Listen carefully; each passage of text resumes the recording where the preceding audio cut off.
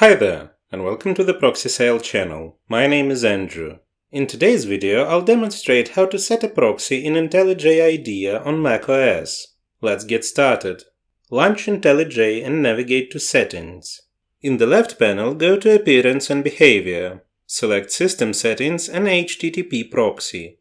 In the right panel, choose Manual Proxy Configuration. Then enter the IP address and port of your proxy in the respective fields.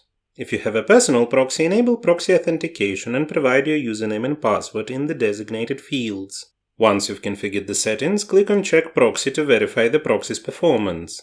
If the verification is successful, you will receive a corresponding notification. That's it! The proxy is now set in IntelliJ IDEA and you can start using it for your projects. Let me remind you that your work as well as your accounts may be at risk if you operate with free proxies that can be found on a network.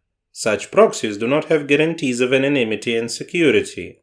We recommend a reliable and trusted provider, ProxySale.com, which will allow you to get proxies of any location with guaranteed anonymity and security for working on a network. The link will be in the description. Don't forget to hit the like and subscribe buttons. See you in the next video.